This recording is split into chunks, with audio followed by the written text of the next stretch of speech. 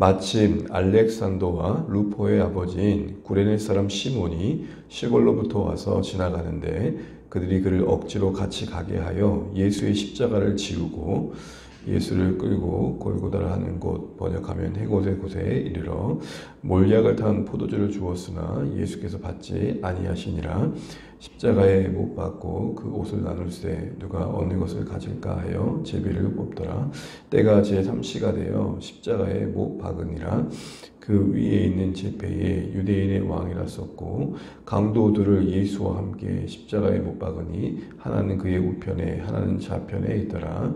지나가는 자들은 자기 머리를 흔들며 예수를 모욕하여 이르되 아하 성전을 헐고 사흘에 지는 자는 자여 네가 너를 구원하여 십자가에서 내려오라 하고 그와 같이 대제사장들도 서기관들과 함께 희롱하며 서로 말하되 그가 남은 구원하였으되 자기는 구원할 수 없도다. 같이 읽습니다. 이스라엘 왕 그리스도가 지금 십자가에서 내려와 우리가 보고 믿게 할지어다 하며 함께 십자가에 못 박힌 자들도 예수를 욕하더라. 아멘. 네, 인사하시겠습니다. 하늘로 많이 받으십시오. 기도하며 감사합니다. 감사합니다. 이제 예수님께서 십자가에 끌려가셔서 그 형에 못 박히신 장면을 우리가 이제 보게 됩니다. 보통 십자가에 처하게 되는 자들은 자신이 못 박힐 형틀을 집행 장소까지 메고 갑니다. 예수님께서도 그 십자가의 형틀을 메고 즉 골고다로 가고 계신 중입니다. 또한 당시 로마는 피신민 백성을 자기들의 필요에 따라서 그때그때마다 부역에 동원할 수 있었습니다. 징벌 절차는 간단했습니다. 그냥 툭 치면 그때 일을 하게 되는 것입니다. 그렇게 징벌된 사람은 이제 부역의 의무가 직무되게 되는 것이죠. 오늘 본문에 보게 되면 예수님이 십자가를 지고 가는 그 가정에도 그런 일들이 일어납니다. 21절, 22절 다시 한번 보겠습니다. 마침 알렉산더와 루포의 아버지인 구레네 사람 시몬이 시골로부터 와서 지나가는데 그들이 그를 억지로 같이 가게 하여 예수의 십자가를 지우고 예수를 끌고 골고다라는 곳, 번역하면 해골의 곳에 이르러. 아멘. 예수님은 다 아시는 것처럼 밤샘 신문을 받으셨고 또 채찍에 맞고 어떻게 보면 지금 이 시점에는 체력이 엄청 고갈된 시점이라 할 수 있을 것입니다. 다시 말해서 자신이 못 박힐 그 형틀을 매일 힘조차 없었던 것이죠. 그래서 로마 군인들이 끌고 가다가 하도 안 되니까 옆에 있던 그 한 사람, 우연히 그 한 사람을 쳤고 그 사람이 마침 시몬이라는 사람이었던 것을 우리가 보게 됩니다. 그런데 오늘 이 시몬이라는 사람이 결국은 뜻하지 않게 21절에 보면은 억지로라는 말이 이제 나와 있죠. 강제로라는 겁니다. 그러니까 로마 군인들이 강제로 십자가를 지웠다라는 것이죠. 시몬은 아마도 6월절 명절을 지키러 왔던 것 같습니다. 그런 중에 행렬이 지나가고 있으니까 아마 호기심에 기웃거렸겠죠. 그러다가 로마 군인들 하나가 눈에 띄니까 그 시몬의 어깨를 건드렸던 것으로 보입니다. 이렇게 해서 이제 강제로 십자가를 지고 누군지도 모르는 그 예수님을 지금 따르고 있는 것이죠. 여러분 시몬의 생각은 좀 어땠을까 한번 생각해 보십시오. 강제로 동원된 시몬의 입장에서는 아마 세상 말로 재수 못 붙었다 생각을 했을지 모릅니다. 속으로 투덜댔을 수도 있을 거예요. 그런데 가만히 또 보게 되면은 이름이 얄궂게도 시몬 베드로를 연상하게 합니다. 어떤 시몬은 예수님을 부인했는데 또 어떤 시몬은 지금 예수님의 십자가를 의도하지 않게 강제적으로 지고 가고 있습니다. 어쨌든 이렇게 해서 골고다에 도착하게 됩니다. 시몬은 어떻게 되었을까요? 그 마음속에 어떤 변화가 있었을까요? 아마도 갈 길을 가버렸다면 그 후에 성경은 그의 이름을 전혀 언급할 필요가 없었을 것입니다. 그런데 오늘 본문을 다 한번 보게 되면 유독 시몬이라는 이름만 언급한 게 아니라 여러분 가만히 보면 그 아들 두 이름을 적습니다. 알렉산더와 루포. 알렉산더와 루포의 이름을 이렇게 소개해주고 있습니다. 이렇게 이름이 소개된다는 것은 당시 이 마가복음을 읽었던 독자들에게는 친숙했던 사람일 것입니다. 그래서 가만히 보니까 이 이름이 로마서의 마지막 부분에 성도들 간에 문안의 인사를 나누는데 언급되는 걸 보게 됩니다. 우리 괜찮으시면 로마서 16장 13절 말씀을 한번 읽어봐 주시면 좋겠습니다. 로마서 16장 13절입니다. 로마서 16장 13절 같이 하셨으면 우리 함께 한 목소리 읽겠습니다. 주 안에서 택하심을 입은 루포와 그의 어머니에게 문안하라. 그의 어머니 곧 내 어머니니라. 오늘 루포라는 사람이 언급됩니다. 근데 그 루포라는 사람이 뭐라고 언급되어 있냐면 주 안에서 택하심을 입은 하나님의 백성이 되었다는 것입니다. 특별히 그 하나님의 백성됨을 뭐라고 표현하냐면 택하심을 입음이라고 표현되어 있습니다. 이 루포라는 사람이 우리가 방금 마가복음에서 봤던 그 루포입니다.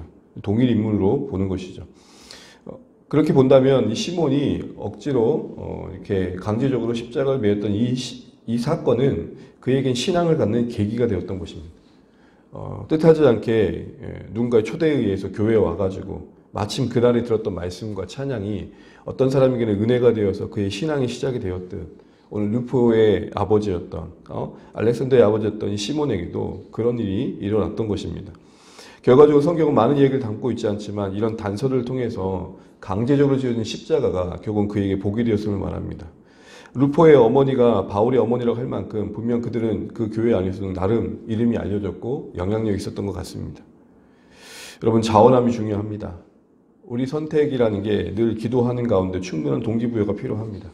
때로는 신앙생활 하다 보면 뜻하지 않은 짐을 지울 때가 있습니다. 원하지 않은 짐을 강제적으로 지울 때가 있습니다. 매번 그런다는 건 참 피곤하겠지만 하나님께서 우리 인생 가운데 그러실 때가 있습니다. 그럴 때 우리가 하나님의 섭리 아래서 우리 이 모든 것들이 나의 인생에, 나의 신앙에, 우리 가정에, 우리 교회에 어떤 복을 주실지도 생각해 볼 수 있는 여지도 필요하지 않을까 이런 생각을 해보게 됩니다. 여하튼 강제적으로 지어진 이 시몬에게의 십자가는 그의 인생과 그의 가정에는 신앙이 시작되어지는 계기가 되었다는 것, 또 많은 것들을 좀 생각해 보게 됩니다. 그러면서 23절을 보게 되면은 이어서 이런 말씀이 나옵니다. 23절 한번 읽어보겠습니다. 몰약을 탄 포도주를 주었으나 예수께서 받지 아니하시니라. 너무 자주 보셔서 잘 아실 텐데 일단 이 몰약은 마취 성분이 있었던 약입니다. 그걸 탄 포도주를 드시지 않았다는 것은 고통을 덜 느낄 수 있었던 기회를 포기하신 겁니다. 보통 십자가 형틀이 워낙 고통스럽다 보니까 이렇게 몰약을 탄 포도주를 이렇게 형장해서 제공해 준다고 합니다. 근데 그것을 거부했다는 것은 십자가의 고통의 일부라도 고스란히 받아내시겠다라는 거절하지 않고 수용하시겠다라는 예수님의 의지를 보여주는 것이죠. 이는 곧 십자가를 통해 이룰 하나님의 구원의 계획을 작은 거 하나라도 놓치지 않으시겠다라는 하나님의 마음이 담겨 있는 것입니다. 온전함. 사실은 쉽지 않지만 우리 신앙의 중요한 가치라 생각됩니다. 온전함의 반대말은 뭘까요? 저는 이렇게 생각합니다. 이쯤이야. 이 정도야. 사실은 거기서 우리가 무너지는 것이죠. 사울이 어디서 무너졌습니까? 자기가 넘지 말아야 할 선을 넘은 거죠. 제사를 드리지 말아야 될 제사를 드렸던 거고 결국 이쯤이야, 이 정도야. 그 안에는 부득이함이 있겠죠. 어쩔 수 없었으니까 그랬다는 겁니다. 그런데 그것이 결국 온전함을 무너뜨리는 겁니다. 우리 모두가 항상 작은 거 하나를 놓치지 않아야겠다 싶은 생각을 다시 한번 해보게 됩니다. 워낙 우리는 보여지는 것, 또 거대적인 것, 거시적인 걸 중요시 여기는 성향이 있다 보니까 보이지 않는 영역, 또 작은 영역을 외면할 때가 있습니다. 그러나 오늘 몰약을 탄 포도주를 거두하신 예수님의 모습에서 적어도 우리는 온전함에 대한 생각을 다시 한번 해보게 됩니다. 우리 모든 신앙이 하나님 앞에서 더 온전해져야겠다. 작은 거 하나 놓치지 않아야겠다. 이런 의지가 필요하다는 것이죠. 그러면서 24절, 25절을 보게 되면 이제 십자가에 못 박히시고 십자가 아래서 이루어진 일들을 다시 한번 성경은 기록하고 있습니다. 우리 24절, 25절입니다. 십자가에 못 박고 그 옷을 나눌세 누가 어느 것을 가질까 하여 제비를 뽑더라. 때가 제3시가 되어 십자가에 못 박으니라. 십자가 아래의 풍경을 잠시 보여주고 있습니다. 십자가 위에 계신 예수님의 십정에서 십자가 아래를 한번 보십시오. 좀 가관이 아닙니까? 옷을 놓고 제비를 뽑고 있는 군인들을 보십시오. 십자가에 달린 예수님이 누구신지 무관심하고 있고 그가 왜 달렸는지도 알 바가 아닙니다. 그들은 늘 그랬듯 지금까지 그랬듯 사형수의 옷을 형을 집행한 사람들의 몫으로 주어졌다는 사실 안에서 지금 정당한 보수를 챙기고 있는 중입니다. 사람이 많다 보니까 제비를 뽑고 있는 거고요. 사실 그들의 입장에서 문제될 게 없습니다. 당장 중요한 것은 이 옷을 뺏기지 않는 것, 그거 하나만 지금 중요합니다. 여러분 어떻게 보이십니까? 그냥 그저 늘 있을 수 있는 일이다라고 보이십니까? 십자가 아래 늘 일했으니까 일어날 땐 일들이다. 십자가의 형이 진행될 때마다 늘 봤던 모습이니까 뭔 문제가 있겠노? 라는 생각이 들지만 지금 우리는 예수님의 십자가를 보고 있습니다. 그렇다면 예수님의 십자가 아래서의 일들을 주님의 시선에서 좀 볼 필요가 있습니다. 그렇게 본다면 이 십자가 위에서 십자가 아래를 바라보신 주님의 시선에서 본다면 지금 제비를 뽑아 옷을 나누는 이들의 열정은 참 안타깝지 않을 수 없습니다. 왜냐하면 자기들의 죄를 대신해서 죽으시는 예수님의 희생의 그 의미가 무엇인지 모르고 그러고 있기 때문입니다. 오직 눈앞에 있는 현실, 옷으로 상징되어진 이익이 전부이고 어떻게든 그 순간만큼 그것은 손해보지 않겠다는 생각이 문제인 것입니다. 십자가 앞에서 가장 가까이 있으면서도 십자가의 의미와 무관한 일에 열심을 내는 사람들은 오늘날도 존재합니다. 교회에 십자가 아래 있으면서도 십자가와 무관한 생각을 하고 있고 십자가가 무관한 의미를 부여하면서 십자가가 무관한 자신을 위해 열심을 내는 인생들이 여전히 있습니다. 우리는 시점을 좀 바꿀 필요가 있습니다. 여러분, 이들이 늘 죽음이라는 그 형틀 가장 가까운 곳에 있으면서도 인생의 본질을 보지 못한다는 것을 보십시오. 형을 집행했기 때문에 죽음에 무뎌졌기 때문이겠죠. 아마도 늘 죽음을 보니까 죽음이 우리에게 주는 의미를 먼저 생각할 이유가 없었겠죠. 가끔씩이지만 우리가 장례식을 참여하게 되면 그래도 생각하게 됩니다. 영정사진을 보면서 내가 저 자리에 있을 날이 곧 올 텐데 라는 생각을 우리가 하게 됩니다. 그런데 오늘 여기에는 그런 인생의 궁극적인 고민이 하나 찾아볼 수 없습니다. 당장 눈앞에 있는 옷을 제비 뽑아 얻어내는 데만 관심이 있습니다. 우리는 여기서 세상의 모습을 잠시 엿보게 됩니다. 다들 그렇게 산다고 합니다. 다들 그렇게 살아간다고 합니다. 그런데 여러분, 그러면서 거절하는 주님의 손길들, 그러면서 찾아가는 성도들의 그리고 복음의 초청을 외면하는 사람들, 이런 모습들을 우리가 보면서 십자가 위에서 예수님은 이 현실을 어떻게 보셨냐라는 관점으로, 동일한 관점으로 우리도 세상을 볼 필요가 있지 않을까 싶은 생각이 듭니다. 늘 그래왔고 그거 당연한 거 아니야 라는 세상 속에 우리가 함께 묻혀서 우리는 혹시 무뎌지고 있지 않는가. 죽음이라는 본질 앞에 십자가 위에서 바라보는 그 궁극적인 운명을 볼 수 있는 안목으로 세상을 헤아리고 있는가 싶은 생각을 다시 한번 해보게 됩니다.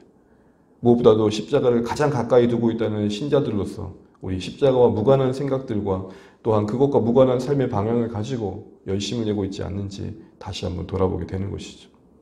그러면서 이어지는 26절과 27절은 예수님의 십자가에 못 박힌 그 현장에 제패에 관심을 두고 있고 그 좌우에 누구가 있었는지를 보여주고 있습니다. 26절, 27절 읽겠습니다. 그 위에 있는 제패에 유대인의 왕이라 썼고 강도들을 예수와 함께 십자가에 못 박으니 하나는 그의 우편에 하나는 좌편에 있더라. 십자가의 이 묘사들은 하나씩 우리를 묻는 것 같습니다. 앞서 동일한 인물의 이름이었던 시몬은 도망갔지만 또 다른 시몬은 십자가를 집니다. 그리고 여러분, 좌편, 우편 하면 누구 떠오르지 않습니까? 바로 야고보와 요한입니다. 우리에게 좌편, 우편을 달라고 했던 그들은 도대체 어디 가고 이름도 모르는 강도들이 예수님 좌우에 있습니다.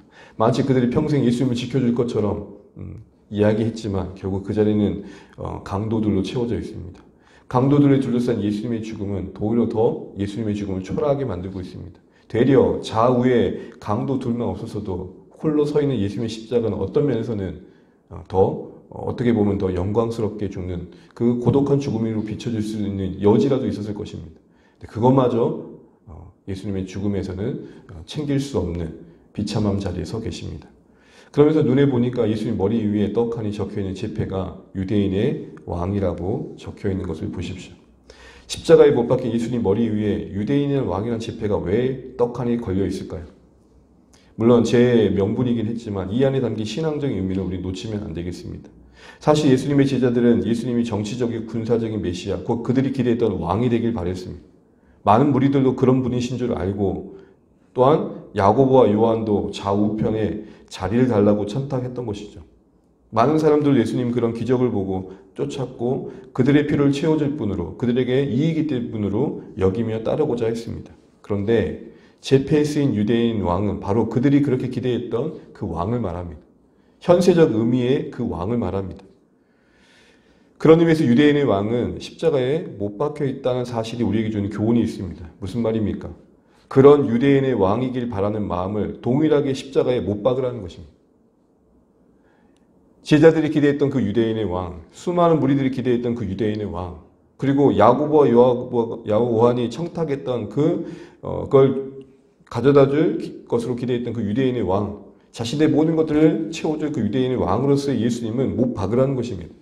이게 현실적으로 우리에게 어떤 의미입니까? 혹시라도 신앙을 담보로 이 세상에서 내가 원하는 것을 한번 얻어보려는 속셈이 있다면 그거 다 십자가에 못 박아야 된다는 것입니다. 우리가 예수님을 향한 잘못된 기대는 다 못 박으라는 것입니다. 우리가 만든 예수님은 다 못 박으라는 것입니다. 우리가 만든 하나님은 다 십자가에 못 박으라는 것입니다. 결별하라는 것입니다. 잘못된 하나님에 대한 생각들은 다 못 박으라는 것입니다. 이런 말씀 앞에 다시 한번 우리는 어떤 예수님을 바라보고 있는지, 우리가 정한, 우리가 만든 예수님을 우리가 붙들고 있지 않은지 다시 한번 돌아봐야 되겠습니다. 이제 마지막으로 29절, 32절을 보게 되면 조롱하는 또 다른 무리들을 보게 됐는데 그들의 외침 속에서 우리에게 주신 교훈을 생각해 보게 됩니다. 우리 29절, 32절 말씀 쭉 읽고 마무리해 보도록 하겠습니다. 지나가는 자들은 자기 머리를 흔들며 예수를 모욕하여 이르되 아하 성전을 헐고 사흘에 지는다는 자여 네가 너를 구원하여 십자가에서 내려오라 하고 그와 같이 대제사장들도 서기관들과 함께 희롱하며 서로 말하되 그가 남은 구원하였으되 자기는 구원할 수 없도다. 이스라엘 왕 그리스도 지금 십자가에서 내려와 우리가 보고 믿게 할지어다 하며 함께 십자가에 못 박힌 자들도 예수를 욕하더라. 지나가는 행인들이 떡하니 쳐다보니 머리를 흔들며 예수님께서 자신을 한번 구원하기 위해 십자가에서 내려오라고 합니다. 그러면 믿겠다는 거죠. 대제사장들 서기관들도 함께 희롱하면서 그가 자신은 구원하지 못하는 남은 구원하였지만 자기는 구원하지 못하는 현실을 지적하면서 십자가에 내려오면 그리스도임을 믿겠다라고 소리칩니다. 이 일에 심지어 좌우편 강도들도 합세합니다. 이들의 일관된 주장은 한마디로 말하면 뭡니까? 믿을 증거를 보여달라는 것입니다. 그것도 어떤 방식으로요? 자기들이 원하는 방식. 십자가에서 무력하게 죽어가신 예수님은 메시아일 수 없다는 것이죠. 십자가에서 자신을 기적처럼 구원하는 모습을 보여주면 믿을 텐데 왜 이 쉬운 방법을 추구하지 않냐는 겁니다. 왜 이렇게 쉬운 방법을 선택하지 않냐는 겁니다. 여러분 우리의 고민 아닙니까? 왜 하나님 이렇게 어렵게 만드십니까? 우리 생각 아닙니까? 떡하니 영광스럽게 보여주시면 저렇게 조롱하는 사람들 입 딱 다물고 모든 게 다 끝날 텐데 왜 이렇게 숨어 계십니까? 왜 나타내지 않으십니까? 능력을 좀 보여주십시오. 딱 이 생각을 지금 이들이 하고 있는 것입니다. 왜냐하면 그들의 생각에 진짜 메시아라면 능력이 있어야 되는 거거든요. 오늘 우리식으로 말하자면 신앙생활 잘하면 모든 게 잘 돼야 되는 거거든요. 근데 생각해 보십시오. 정말 예수님이 내려오시면 어떻게 될까요? 그래서 능력을 나타내셨다 하면 어떤 결과가 나타났을까요? 그러면 그 십자가를 통해 이룰 구원은 이루어지지 않게 되는 거죠. 멸망에서 헤어날 길이 없게 되는 겁니다. 정말 우리의 필요인 심판을 피할 길이 없게 되는 것입니다. 또한 사람들은 그 능력만 보고 자기의 필요만 채우려고 그러지 정작 십자가에서 우리 죄 위에 죽으신 예수님을 볼 수는 없을 것입니다. 이걸 뭐라 그러냐? 바로 자충수라 그러는 겁니다. 나의 행동이 결국에는 나에게 어떤 결과를 가져다 준지를 생각하지 못하고 요구하고 있는 것입니다. 우리가 그렇습니다. 우리는 우리에게 무엇이 복이 될지, 무엇이 화가 될지도 모른 채 무조건 구합니다. 복을 스스로 외면하고 때로는 애써 화를 자초할 때도 있는 것 같습니다. 자녀들을 보면 똑같지 않습니까? 자들의 인생이 앞으로 어떻게 될지 모르고 그 요구하는 바가 어떤 결과를 가져다 줄지도 모르고 무조건 때를 씁니다. 십자가에 내려와 바란 조롱이 바로 그와 같았던 것입니다. 그것이 없으면 그들은 살 길이 없고 그것이 없으면 그들이 앞으로 궁극적으로 막닥들이 죽음을 이길 길이 없을 텐데 무지하게도 내려오라고 합니다. 뭐가 우리에게 절실한지를 모르는 어리석음을 이들의 모습에서 보고 오늘 우리에게도 봅니다. 혹시 우리도 내게 뭐가 복이 될지 화가 될지도 확신하지 못한 채 무조건 거두어 달라, 무조건 달라 그렇지 않습니까?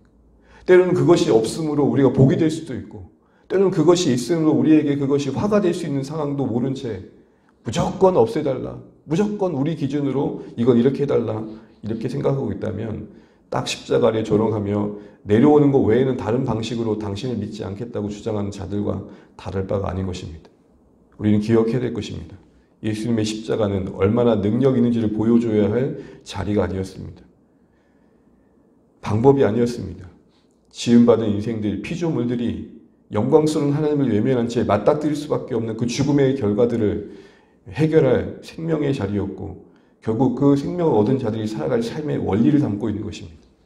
신자가 된다는 것은 예수님께서 십자가에서 끌어내린 예수님의 십자가에서 끌어내리는 나만의 열심과 열정이 아닙니다. 내가 원하는 방식대로 하나님을 확인하는 게 아닙니다.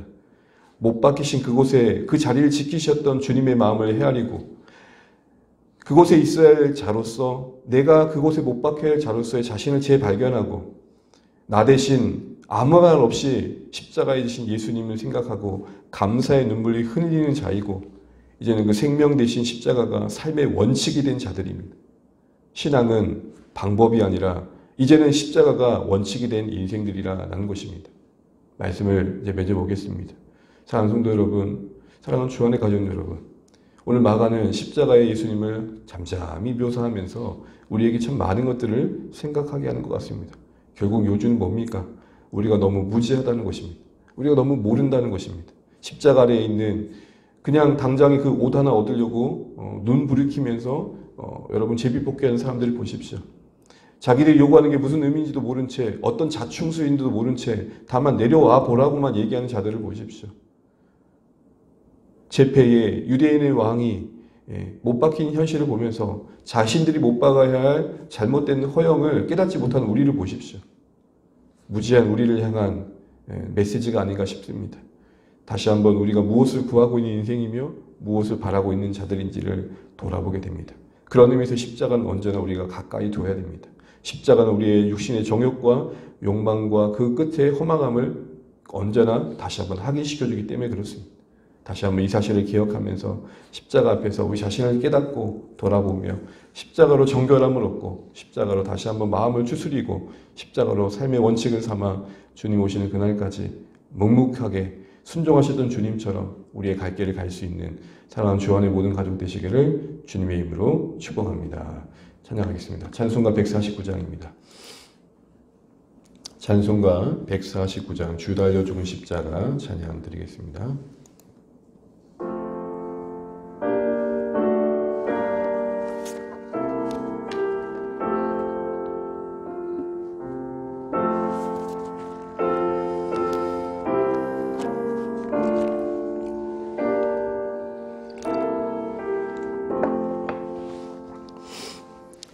주 달려 죽은 십자가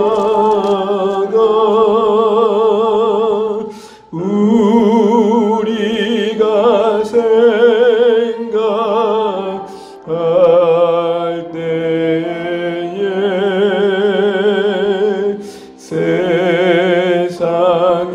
속한 욕심을 헛된 줄 알고 버리네.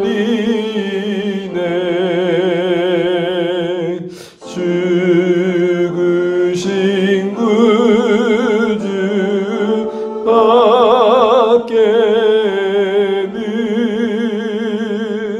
사랑을 말게 하소서.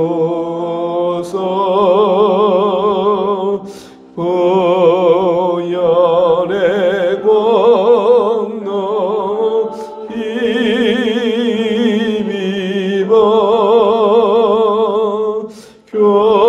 교만한 마음을 버리네.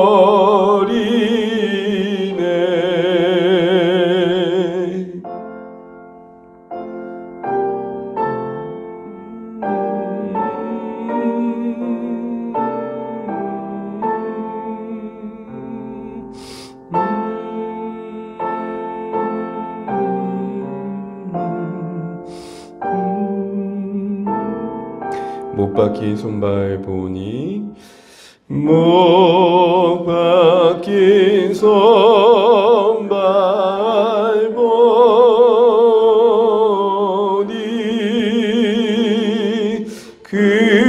근잡이 나타내셨네.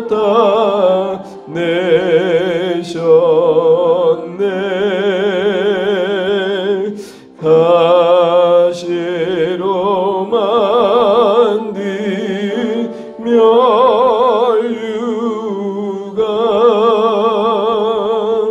우리를 위해 쓰셨네.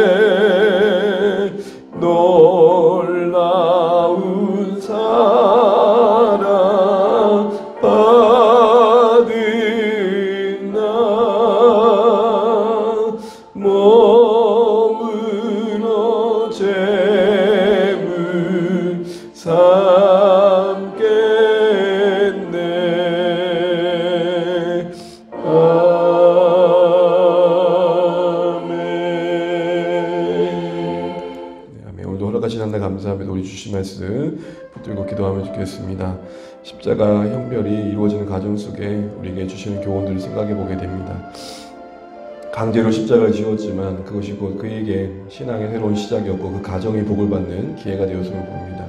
알렉산더 루포의 아버지로서 또 그의 가족이 하나님 나라에 쓰임받는 계기가 되었습니다. 또한 십자가 아래에서 이루어진 그 흔쾌 무지한 모습들, 또 유대인 왕으로 못 박힌 모습들, 또한 졸어가는 모습 속에 그들의 요구에 잘못됨을 보면서 다시 한번 우리 모습을 돌아보게 됩니다. 십자가를 묵상하며 십자가로 인해 정결해지며 십자가로 인해 우리의 허영을 보며 십자가로 인해 우리의 허상을 보며 날마다 더 정결해져 갈 수 있는 주 안의 가족들 되면 좋겠습니다. 십자가와 함께 순례 여정을 넉넉히 감당해 갈 수 있으면 좋겠습니다. 십자가에 깊어질 수 있는 우리 주 안의 가족 될 수 있도록 기도해 주십시오. 시간에 또 오늘 주 안의 가족, 주 안의 공동체가 오늘 여기까지 온 게 은혜인데 계속해서 주님의 붙드심 속에 한마음 되어 나아가길 원합니다. 지치고 수고하고 고단한 영혼들이, 주님을 알아야 될 영혼들이, 주님이 찾으시는 영혼들이 주 안의 공동체 속에 세워질 수 있도록 우리도 함께 기도하며 준비하며 주님의 일하심에 참여할 수 있도록 그런 교회 되게 달라 기도해 주십시오. 우리 사랑하는 성도님들의 일상 속에, 관계 속에 품게 하신 VIP들 한 분 한 분 붙들어 주시고, 특별히 와락 때 초청되어진 분들 마음을 위해서 기도해 주시고, 당일 약속된 일정들이 어려움 없이 잘 진행될 수 있도록 기도해 주시면 좋겠습니다. 자녀 세를 위해 기도해 주시고, 특별히 우리 사랑하는 가족들의 구원과 거룩과 회복을 위해서 기도해 주십시오. 그리고 우리가 주의 이름 모이는 곳에 주의 은혜가 있기를 기도합시다. 수요 기도회와 목장과 주일 예배 기도해 주시고, 특별히 이번 주에 성찬으로 우리가 함께 주일 예배를 지키게 됩니다. 주님의 몸과 주님의 흘리신 피를 기념하는 자리에 신령한 은혜가 임할 수 있도록 기도해 주시기 바랍니다. 이민족을 위해 기도해 주시고, 세우신 교회들이 든든하게 주의 일들을 감당하게 해달라고 기도해 주십시오. 이와 같은 제목들 기도하시고 함께 또 오늘 하루도 주 안에 승리하시기를 축복합니다. 기도하시겠습니다. 하나님 감사합니다. 오늘 돌아가신 한날 주의 은혜가 우리 가운데 함께하기를 간절히 바라고자 합니다. 아버지 하나님, 우리에게 은혜를 베풀어 주십시오. 오 하나님, 오늘 십자가를 강제적으로 짊어졌던 시몬의 모습에서 우리의 모습을 봅니다. 하나님, 우리의 현실을 이해하게 됩니다. 때론 우리가 자원함으로 뭔가를 하지만 때론 억지로 주어진 일들 속에서도 하나님의 일하심이 있다는 사실도 때론 기억하게 도와주셔서 우리가 하나님의 일을 기억하며 순종하며 나아갈 수 있도록 역사해 주시기를 간절히 바라고자 합니다. 하나님 아버지, 주님 시간 우리가 십자가 보며 그 안에 이루었던 일들, 그곳에 누서진 모든 일들 속에서 우리 신앙을 점검해 보게 됩니다. 십자가가 우리의 신앙을 하나님 아버지 기준 되게 하시고, 십자가가 우리의 신앙의 방향이 되게 하시고, 십자가가 우리 삶의 원칙이 되게 하십시오. 우리도 구하는 것이 무엇이 모르는 채 그것이 우리에게 손해가 될지 복이 될지도 모른 채 하나님 무조건 달라 하며 때로 무조건 없애달라 하는 우리의 모습은 아닌지 돌아보게 됩니다. 기도하는 중에 하나님께서 깨닫게 하시고 하나님의 선하신 가운데 때론 허락된 모든 고통과 어려움들도 넉넉히 감당할 수 있는 우리 주 안의 가족들에게 도와주십시오. 하나님, 모든 우리 주 안의 가족들을 축복하여 주시고 그 가족들과 일상, 그리고 자녀들, 그리고 삶의 모든 것들 속에 평강이 임하게 도와주십시오. 우리 자녀들의 믿음을 격려하여 주시고, 하나님 정말 저들의 심령 속에 주의 백성됨의 거룩함이 새겨지게 하여 주시옵소서. 하나님 도와주십시오. 하나님, 이 땅을 도와주시고 이 땅을 살펴주시고 이 땅의 지도자들을 붙들어 주시고, 하나님 이 땅에 평강이 임하게 도와주십시오. 갈등과 분쟁과 정쟁 속에 하나님 아버지 갈 길을 잃지 않도록 하나님 도와주십시오.